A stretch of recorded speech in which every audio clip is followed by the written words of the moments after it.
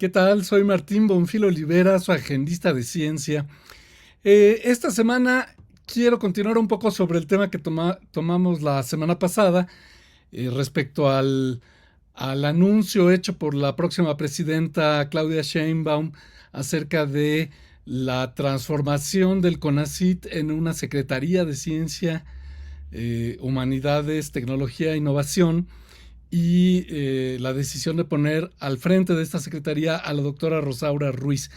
Yo había expresado cierto optimismo ante este anuncio y ante estas decisiones, pero desgraciadamente la realidad de la llamada cuarta transformación de la vida pública de México, ¿no? La llamada 4T, pues se impone y a los pocos días la doctora Sheinbaum en una entrevista publicada en El Economista anunció que no va a haber más dinero para la Secretaría de Ciencia, Humanidades, Ciencias, Tecnologías e Innovación.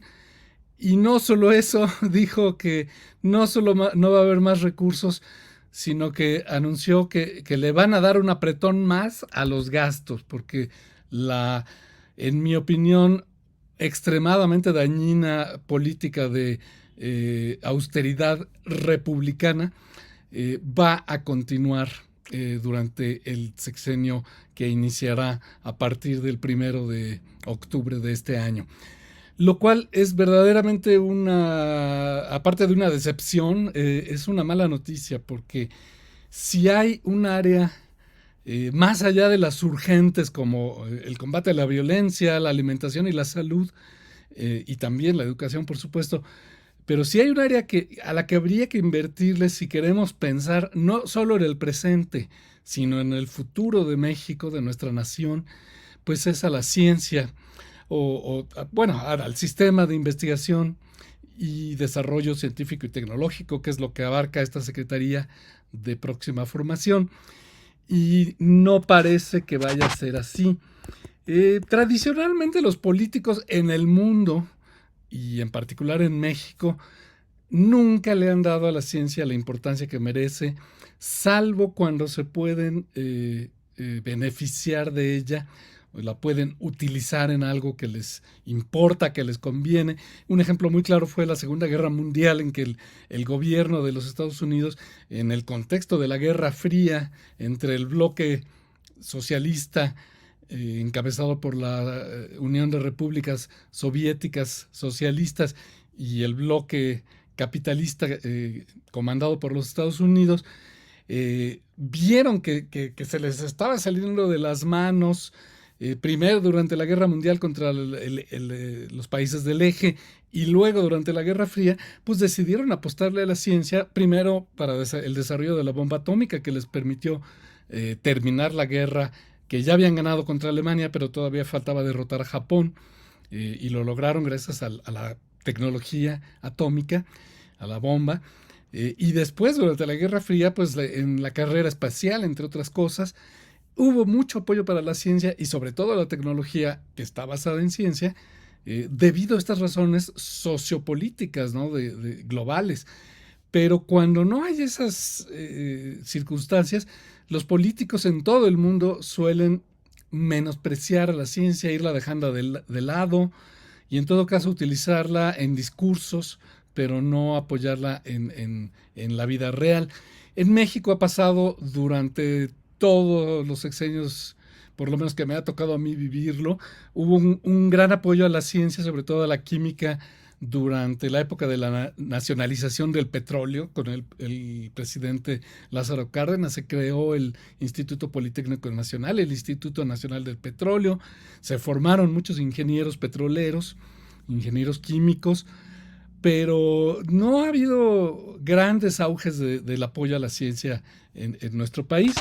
Ha habido pequeños piquitos, cada vez que hay una crisis recortan, y lo mismo o mucho peor probablemente pasó durante el sexenio que termina, en que el apoyo esperado para la ciencia se convirtió en recortes, en eliminación de fideicomisos, en ataques, en amenazas incluso de cárcel para miembros de la comunidad científica y en general un desprecio generalizado hacia esta actividad. Y sin embargo, como dice una de estas personas que fueron perseguidas de manera salvaje durante la gestión de la doctora Elena Álvarez Builla al frente del CONACYT, estoy hablando de la doctora Julia Tagüeña, física de la UNAM, y que había sido presidenta del Foro Consultivo Científico y Tecnológico. Como dice la doctora Julia Tagüeña, decía yo en un artículo publicado recientemente, sin ciencia no hay futuro. El presente es muy importante, tenemos muchos problemas en el presente, pero nunca le hemos invertido al futuro, nunca le hemos invertido como sí lo han hecho otros países, como Japón, Corea, Estados Unidos, los países industrializados de Europa, etcétera. Incluso algunos países de Latinoamérica le han invertido más al desarrollo científico y tecnológico, es decir, al futuro de sus naciones, que México.